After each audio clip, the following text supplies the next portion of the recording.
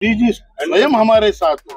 Problem क्या है, मालिक देने को तैयार है, मुनीम जी नखरे कर रहा है। 2018 में आपका पेंशन वृद्धि का प्रस्ताव फाइनेंस मिनिस्ट्री में चला गया है। बाद में फिर कहा हमने कि उन्होंने कहा कि 9 सितंबर 2020 को हमने और एक दूसरा प्रस्ताव भेजा है।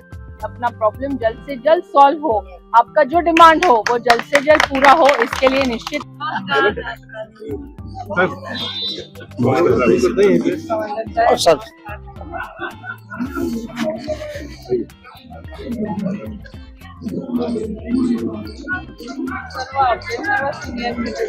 हमारी संसद में पिछली बार संसद के सबसे यंगेस्ट सदस्य थी और उनको संसद में पार्लियामेंट में बहुत बड़ा पुरस्कार भी मिला है। उनके योगदान की वजह से, उनके वहाँ की जो चर्चा उन्होंने करवाई उसकी वजह से हमारा मुद्दा उन्होंने कई बार उठाया है।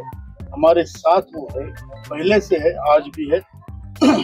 और मैं ताई आपको ये भी बताना चाहता हूँ, जैसे आपका बीजेपी का होने के बावजूद आप हमारे साथ है, मैं ये कहता हूँ ये सब बीजेपी के मोदी जी के ही लोग हैं और मोदी जी स्वयं हमारे साथ हो। प्रॉब्लम क्या है, मालिक देने को तैयार है, मुनीम जी नखरे कर रहा है, ब्यूरोक्रेसी प्रॉब्लम खड़ी कर रही है। तो इसमें आप हल निकालिए। और मैं तो ये कहता हूँ कि आदरणीय प्रधानमंत्री जी हमारे साथ है, हमारा काम होगा, ये मोदी जी की गारंटी है तो पक्का पूरी होगी। और इसलिए हम आपके जो आपने विनती की है पेंशन वापस देने की, उस पर हम जरूर विचार करेंगे। के आशीर्वाद से, हमारे जो भाई हैं इनके आशीर्वाद से, उनके प्रताप से और आप सभी के आशीर्वाद से 250 एमपीज के पुत्र उनके पास में है। लेकिन हमारी सबसे बड़ी समस्या ये है कि जब हम बीजेपी के एमपीज के पास में जाते हैं तो कहते हैं आप तो मोदी जी से मिलके आए, मोदी जी की आपकी बात जो है उन्हें पता है, आप बिल्कुल चिंता मत कीजिए, आपका काम होगा। लेकिन जो है हमारी आवाज जो है कहीं दब जाती है, वो मोदी जी तक दोबारा पहुंचती ही नहीं, ये एक समस्या है। और दूसरी समस्या ये, इसलिए हम आपसे प्रार्थना करते हैं कि आप जो बीजेपी के जितने सांसद हैं ग्रुप बनाइए और जो विपक्ष में बैठे हुए लोग हैं इस विषय के ऊपर सब लोग आपको सहयोग करने के लिए तैयार हैं। नंबर 1, 2 बातें और आपके श्री चरणों में कहना चाहेंगे कि सबसे बड़ी अड़चन इसमें जो ढाल है वो है EPFO। जब भी प्रश्न आता है तो ये होता है कि भाई पैसा है कि नहीं है, तो EPFO कहता है कि 1000 रुपए की पेंशन देने के लिए हम सरकार से 1000 करोड़ रुपए हर साल ले रहे हैं, तो हमारे पास पैसे ही नहीं है।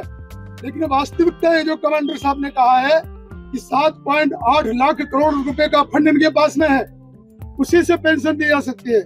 तो जब तक ये ढाल टूटेगी नहीं, आप उनसे कहिए कि भाई आपके पास में इतना बड़ा कॉर्पस है, इतना बड़ा पैसा है, 1000 के चक्कर में ये गुमराह कर रहे हैं हमें, एक बात। और दूसरी बात यह है कि EPFO श्रम मंत्रालय को गुमराह कर रहा। आप कहेंगे कैसे? हेमा जी को श्रम मंत्री जी ने एक DO लिखा हुआ है, उसमें लिखा कि 2018 में आपका पेंशन वृद्धि का प्रस्ताव फाइनेंस मिनिस्ट्री में चला गया है। बाद में फिर कहा हमने कि उन्होंने कहा कि 9 सितंबर 2020 को हमने और एक दूसरा प्रस्ताव भेजा है। बाद में फिर कहा कि आज हम रिमाइंडर दे रहे हैं।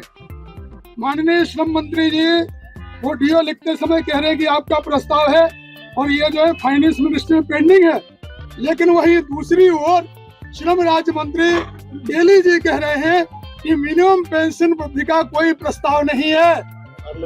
नंबर 1, मतलब जो है ये कहीं जो है दिशा भूल की जा रही है।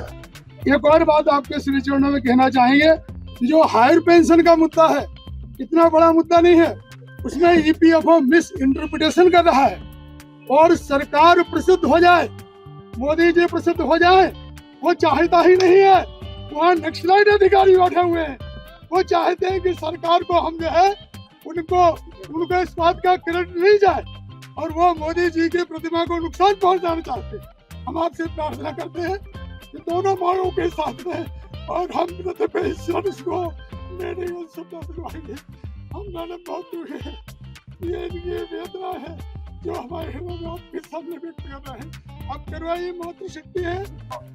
पिछले कई वर्षों से अशोक कमांडर अशोक राउत जी, संजय पाटिल जी, मेरे क्षेत्र से देवी सिंह यादव जी और इनके साथ सभी ज्येष्ठ नागरिक जो आज EPS 95 के सदस्य है, तो पिछले कई वर्षों से मैं खुद आपका जो विषय है इसको लेके सरकार के पास मांग कर रही हूँ। संसद में भी कई बार इस विषय को मैंने उठाया था, आप लोगों ने सबने देखा होगा, और आपकी जो मांग है बिल्कुल उसको मेरा समर्थन है, मेरा सपोर्ट है।